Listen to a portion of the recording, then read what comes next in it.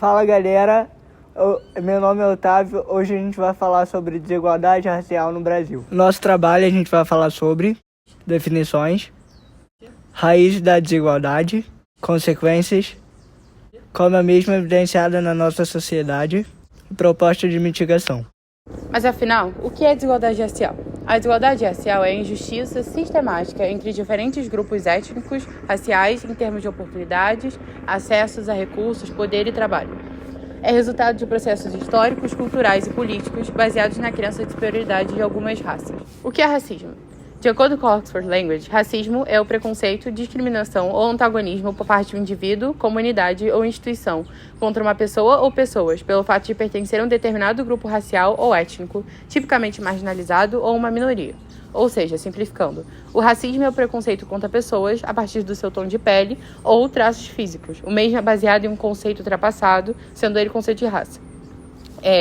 No século XIX, os antropólogos eles compreendiam que a cor de pele e a origem geográfica da pessoa promovia uma diferenciação entre as raças. E aí, baseado nesse conceito, eles criaram uma hierarquia de raças que reforçava a dominação dos povos europeus em cima daqueles que não tinham origem europeia. Mas o que muitos se perguntam é qual a diferença entre racismo, discriminação e preconceito? Preconceito é um julgamento sem conhecimento. Você vai julgar alguém ou algo sem conhecer a coisa ou a pessoa antes. Discriminação é o ato de diferenciar, de tratar diferente. Já o racismo é uma forma de discriminação ou de preconceito motivada pela cor de pele ou origem étnica. De certo modo, o racismo está dentro dos dois conceitos. Quando falamos sobre racismo, é importante falar sobre o racismo reverso. Sendo bem claro, racismo reverso não existe. O racismo, como eu já disse antes, é uma opressão sistêmica, estrutural e institucional. Ou seja, não existe uma estrutura que inferiorize ou negue direitos a pessoas brancas. De acordo com a historiadora e professora da Universidade Federal do Recôncavo Baiano, ela diz que é preciso que a população branca tenha sido submetida ao mesmo período de privações e condições para defender a existência de um suposto racismo reverso. Ela ainda diz: não teve africano que foi lá na Finlândia para importar brancos europeus, colocá-los para trabalhar à força nas plantations e oferecer as mesmas condições vexatórias. Infelizmente, existem diversos tipos de racismo e eu vou falar apenas sobre alguns deles. Sendo eles o crime de ódio, que é aquele tipo que é óbvio, é evidente, não tem como ser contestado. O racismo estrutural, que por se tratar de uma ideologia, influencia a forma como nos relacionamos e como a nossa sociedade se organiza. Dentro deles estão, por exemplo, frases e expressões como, por exemplo, o criado mudo, que muitas vezes as pessoas ou não percebem ou escolhem continuar falando, mesmo que sejam termos ou, enfim, frases racistas. Nós temos também o racismo institucional, que é quando ocorre a exclusão ou a desigualdade de certos grupos em instituições políticas ou privadas, instituições públicas ou privadas.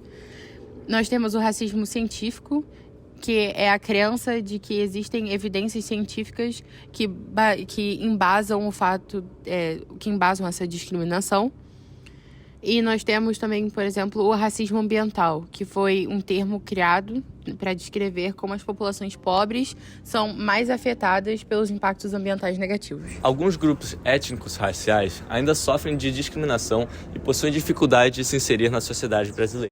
Essa exclusão social é fruto de um contexto histórico, baseado na discriminação e marginalização desses grupos, que nunca possuíram direitos básicos. A escravidão era a principal forma de sustentação do sistema econômico e social do período colonial brasileiro. A mão de obra escrava era composta de indígenas e negros que eram submetidos a situações desumanas pelos seus colonizadores. Os colonizadores eram principalmente portugueses e espanhóis que viam esses grupos como inferiores e por isso achavam que eles deviam ser ensinados e civilizados. A escravização dos povos africanos se deu ao fato de que os países na África já eram colonizados. Os espanhóis e portugueses traziam os negros através de tráficos de navios negreiros e utilizavam eles como mão de obra. Estima-se que cerca de 4 milhões de africanos foram utilizados como mão de obra. Foi somente em 1888, através da Lei Áurea, que o Brasil aboliu legalmente a escravidão, ele sendo um dos últimos países nas Américas a fazer isso. Apesar da liberdade formal adquirida através da Lei Áurea, os ex-escravos não possuíam nenhum direito de educação, saúde ou justiça por lei. Sendo assim, os afrodescendentes não foram propriamente reintegrados na sociedade. A desigualdade racial é presente em vários setores da sociedade brasileira. Entre eles, é possível evidenciar alguns, sendo acesso à educação, porque essas pessoas têm normalmente um acesso à educação baixa, e não é um ensino de qualidade, né? Também podemos falar do mercado de trabalho, em que eles têm menos oportunidades e salários mais baixos para essas pessoas negras. Além disso, podemos mencionar que a desigualdade racial também está presente no aspecto da saúde, da violência e da mobilidade social ilimitada dessas pessoas. Da saúde, porque eles têm piores condições e menor acesso a esse tipo de saúde, de serviço de saúde de qualidade. De violência, eles têm maior exposição à violência policial, criminalização e marginalização. E por último, dificuldade de ascensão devido às barreiras estruturais. Bom, por último, a última coisa que eu queria falar era sobre o racismo estrutural presente na sociedade brasileira. Esse racismo estrutural, ele está, portanto, com o nome, né? Ele está na estrutura, ele está na raiz da sociedade brasileira. E como que ele se dá?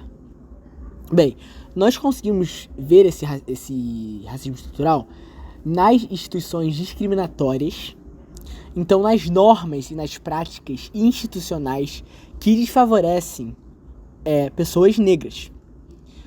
Então, e também na legislação e nas políticas públicas. Então as leis e as políticas que, historicamente, elas favorecem a população branca em vez da negra. Então, na história dessa exclusão, na herança do período escravocrata e também da falta de políticas efetivas de reparação que não ocorreram ou, se ocorrem, são mínimas no Brasil. Podemos também evidenciar as diferenças socioeconômicas. Então, são desigualdades econômicas que elas são profundas e são sustentadas por práticas e por essa estrutura racista. Por último, podemos também falar sobre a cultura e a mídia. Então, no Brasil, temos representações desiguais que reforçam estereótipos e preconceitos. Bom, como proposta de mitigação dessa situação, a gente tem a melhoria das políticas de cota, que tem a ampliação das cotas raciais, o suporte acadêmico e financeiro e também o monitoramento e avaliação. Para o enrijecimento das leis antirracismo, a gente tem a revisão e atualização das leis. Também temos o fortalecimento das instituições de fiscalização e também campanhas de conscientização. Para a educação e conscientização, a gente tem a inclusão de história e cultura afro-brasileira no currículo escolar. Também temos treinamento antirracismo para educadores. Para desenvolvimento acadêmico e acesso ao crédito, a gente tem os incentivos para empreendedores negros, também a política de inclusão no mercado de trabalho. Para desenvolvimento econômico e acesso ao crédito, a gente tem incentivos para empreendedores negros, políticas de inclusão no mercado de trabalho. E no campo de saúde e bem-estar, a gente tem um acesso igualitário a serviços de saúde, treinamento de profissionais de saúde. Para a representação e participação política, a gente tem também os incentivos à representação política e fortalecimento de movimentos sociais.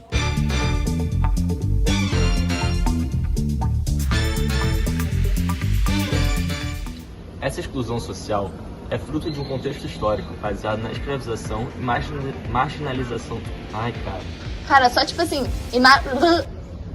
marginalização. A escravidão era a principal forma